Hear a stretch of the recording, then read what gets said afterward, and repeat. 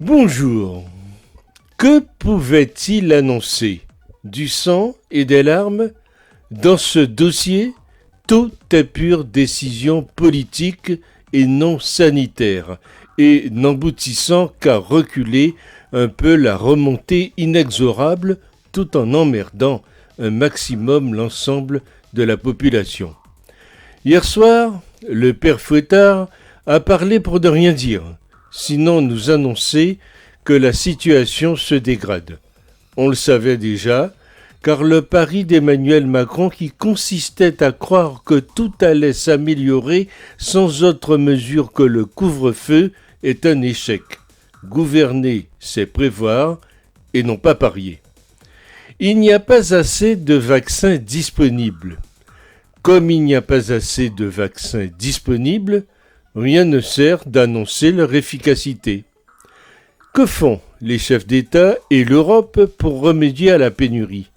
Rien si ce n'est de nous annoncer des quantités d'achats pharaoniques et nous dire qu'en fin d'année, il y aura assez de vaccins pour toute l'Europe. Mais que fait-on entre-temps? On confine. 2021 ne sera pas meilleur que 2020, malheureusement. Un certain nombre de citoyens apprendront que le vaccin de Pfizer a une excellente efficacité, mais n'y auront jamais accès, car décédés avant que l'on ait pu en voir la présence dans les centres de vaccination.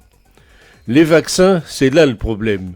Les vaccins manquent de plus en plus, en Europe et en France en particulier, à la fois pour une incompétence incapable d'avoir su en gérer l'approvisionnement et qui refuse un vaccin efficace et facile à administrer, mais qui vient du camp déclaré du mal.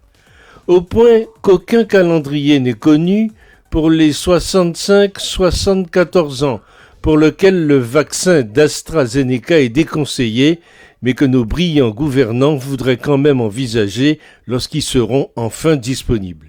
Alors, il ne reste plus qu'un contre-feu. Ne parler que d'une situation alarmante qui reste à prouver, mais qui est là pour une nouvelle fois stresser et faire peur. Le en même temps, encore et toujours, et avec les mêmes échecs. De nouvelles mesures restrictives s'appliqueront à quelques départements. Et d'ici la semaine prochaine, ce sera la même chose pour une vingtaine, vu le nombre de gens qui se sont déplacés pour les vacances. Les Hauts-de-France et l'Île-de-France sont dans le lot. Vivre avec le Covid-19 en France, en l'absence massive de vaccins, signifie couvre-feu et confinement sans date de fin, puisque le virus mute au fur et à mesure qu'il se multiplie. Franchement, l'avenir n'est pas brillant. Malgré le confinement, le virus se répand à vitesse grand V. Nous, on commence seulement à voir les effets du variant anglais. Mais le variant sud-africain va suivre, voire dépasser le variant anglais.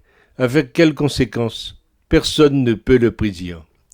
La France, suspendue à l'impéritie de son État, de ses politiques, de son administration, on vaccine à tout petit pas, qui ralentissent même en ce moment, mais on est prompte à multiplier les interdictions.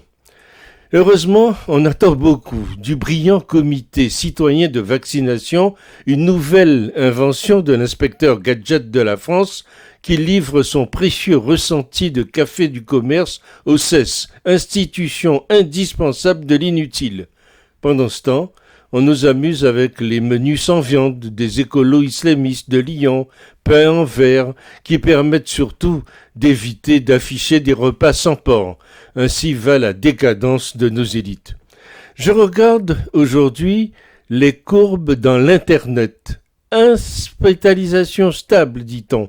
Réanimation stable. Décès en diminution 12 depuis 2 semaines. Mais on nous parle d'aggravation à cause des cas. Mais on sait très bien que ces cas, pour la plupart des gens non malades, sont proportionnels au nombre de gens testés.